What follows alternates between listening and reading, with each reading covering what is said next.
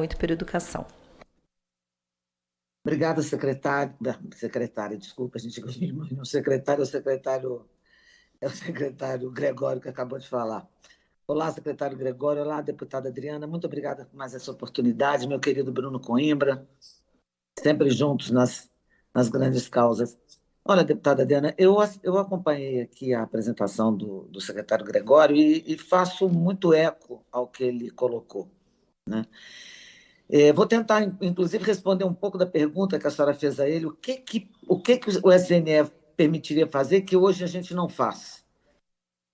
Justamente um município saber o que o outro está fazendo, 3 municípios do mesmo estado conhecerem o que o estado está fazendo, e você ter um local de pactuação, como disse o secretário Gregório, onde esses gestores se encontram e alinham as suas expectativas e as suas premissas estratégicas, né? Mas sem nenhum caráter vinculativo, sem nenhuma intenção de regular, né? E mais ainda, não podemos concorrer com as prerrogativas do Ministério da Educação. Afinal de contas, nós temos um ministro, né? E esse ministro é eleito, bom, enfim, ele é indicado por um presidente que é eleito pelo voto popular. Então, existe uma expressão no Ministério da Educação que também está ligada ao que é o sufrágio dos nossos votos numa eleição. Então, eu acho, secretária, deputada Adriana, que eu sei que a senhora é uma lutadora também, uma pessoa muito dedicada às causas da educação. Sei que a senhora concordará comigo que educação privada não tem nada a ver com o Sistema Nacional de Educação. Nós não devemos estar contemplados nisso aí. O Sistema Nacional de Educação ele é necessário porque nós temos, como bem disse o secretário Gregório, inúmeros sistemas que já funcionam, o Programa Nacional do Livro Didático, o Programa da Alimentação, o Programa do Transporte, dinheiro direto na escola, e programas outros, como esses que o MEC está lançando, o Pé de Meia, etc., que trabalham as unidades da federação e são programas de entidades públicas. E como nós podemos também lembrar, esses sistemas que já existem e que estão regulados por lei, e muitos deles já previstos na LDB, eles próprios têm os seus comitês e os seus conselhos gestores, que não podem ser substituídos por outros. O Programa Nacional de Livro Didático, que é conduzido pela Secretaria de Educação Básica e pelo FNDE, ele tem a sua forma de funcionamento, ele tem o seu comitê, e ele tem seu planejamento estratégico, né? Nós não podemos agora entrar na vida desses vários programas com CITES e CIBs que muitas vezes não conhecem o dia a dia dessas realizações, né? E que, mais do que coordenação, com decisões vinculantes, vão descoordenar as ações e, inclusive, impactar de forma muito determinante os orçamentos das secretarias estaduais de educação, o que é inadmissível, né? E aí, vou dizer para a senhora também, a educação superior tem que estar fora disso. A educação superior não tem que entrar em nada. Concordo com o secretário Gregório quando ele disse que nós vamos dar dados para, então, nós fazermos um acompanhamento desses números. Porque há uma inversão. Se é verdade que no Fundo 2 o privado vai para o público, também no Fundo 2 o público vem para o privado. Nós precisamos acompanhar essas crianças. Nós vamos saber qual é a qualidade da educação que eles estão recebendo e como é que anda a empregabilidade deles. Que isso é um indicador importante que o MEC está colocando nos instrumentos de avaliação, porque hoje todo mundo diz, eu formo meu aluno está empregado. Mas como? Ele está empregado na carreira ou ele deixou de ser empacotador de supermercado para ser gerente? Não adianta nada. Ele tem que ir para a carreira dele. Então, a empregabilidade é um fator muito importante. E sabe, deputada, eu acho que o mais relevante de tudo isso é que nós saibamos a quem esse sistema nacional responde. Porque a CIT, hoje, ela boia, né? Ela não está vinculada a lugar nenhum. Ela está boiando. Ela é um sistema que cria uma estrutura. A CIT coloca o ministro como presidente. Como assim o ministro como presidente de um comitê que ele pode ter uma votação e ele vai ser derrotado? E aí ele é derrotado na CIT e depois ele faz o quê? Quando chegar a decisão no MEC, ele cumpre a convicção dele, a convicção do time dele, ou vai seguir a CIT? Então, eu estou criando uma área de atrito e de discussão totalmente desnecessária, né? Eu tenho conversado com o MEC e, na minha modesta opinião, o Conselho Nacional de Educação pode ser a instância onde a CIT esteja pousada. e com as suas decisões pactuadas, leve essas decisões ao Conselho. Obviamente, o Conselho Nacional precisará ser revitalizado para receber mais essa nova atribuição, mas pode haver ali dentro uma Câmara que liga as decisões que estão ali ao que será encaminhado para o ministro.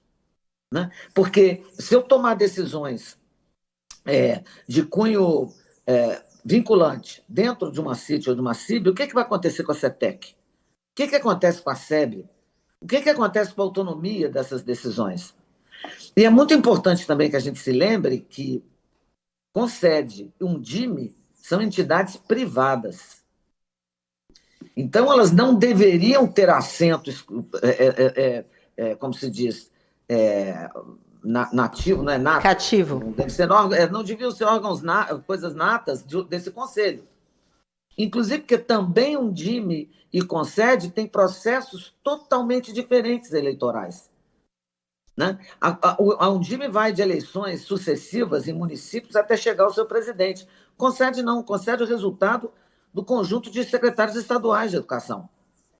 E se eu tenho, numa eleição desencontrada, né, descasada, se eu tenho o presidente de um partido com um CONSED totalmente majoritário, com secretários estaduais de outro partido, eu também estou criando zonas de conflito.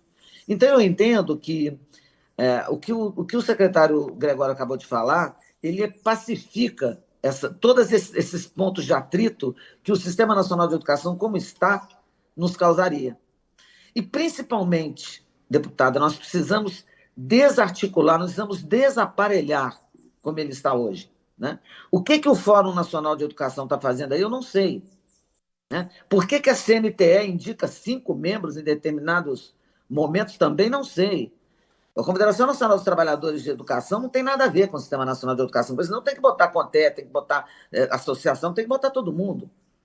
Né? Então, nós temos que desaparelhar e garantir que os sistemas, hoje o Brasil tem programas que o mundo não conhece. Entregar milhões de livros didáticos todos os anos, como o Brasil faz, isso não existe. Garantir a alimentação das crianças não existe em país nas nossas dimensões. E o sistema vem desorganizar isso tudo, porque ele começa a se meter na vida desses programas e dizer o que vai acontecer, quando, no fundo, não há nenhuma previsão no Sistema Nacional de Educação de que representantes desses sistemas que já existem integrem a CIBS e a CIT. Então, eu acho que desaparelhar, tirar o CONSED, que o CONSED é um órgão político, mantenha o Undime, mas tira o CONSED e coloca dentro da CIT e da CIB representantes desses comitês de programas governamentais tão grandes, tão meritórios que já existem. E, repito, esqueçam a iniciativa privada. Nós não temos nada a ver com essa conversa. Essa é uma conversa entre estados e municípios, educação pública, básica, e dados de informação, como nós damos através do censo ao INEP. Né? Nós temos o nosso órgão regulador. Nosso órgão regulador é o MEC. Ali está a regulação do ensino superior, ali estão as orientações da educação básica e da educação técnica, ali estão os sistemas de articulação de ensino, secretaria tão importante hoje ocupada pelo secretário Gregório.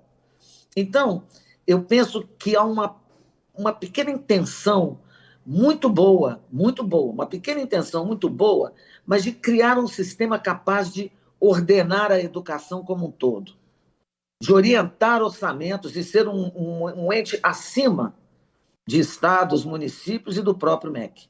Não acho que haja má intenção nisso, são pessoas muito bem intencionadas no sentido de ajudar a educação. Para terminar, deputada, eu quero de novo agradecer essa oportunidade, dizer que a senhora é uma pessoa incansável, eu tive a oportunidade de dizer isso para a senhora, disse isso ao seu marido, dizendo a ele que ele está de parabéns, porque a senhora, como eu, deve ser uma pessoa que fica mais tempo fora de casa do que em casa, então um elogio sempre ajuda depois a situação familiar, né? Então, a senhora é uma pessoa incansável, o seu gabinete é um mandato totalmente dedicado à educação. O secretário Gregório é um homem que vem tentando ouvir todos, eu já estive algumas vezes no gabinete dele como liderança representativa do setor e como conselheira. Ele é um homem de grande abertura, de grande crença na oitiva como um instrumento de construção da política pública. Então, deputada e secretários, eu quero agradecer mais uma vez essa oportunidade de dizer que nós estamos à disposição de vocês e que o Sistema Nacional de Educação é muito importante, conta com o nosso apoio, mas nós entendemos que ele não deve substituir o órgão regulador, ele não deve fazer coordenações diretas e, principalmente, ele deve externar o pacto federativo e a reunião de todos os gestores em torno de posições muito republicanas e pactuadas para, então, ser levado ao Ministério. Obrigada e me desculpe se eu passei meu tempo.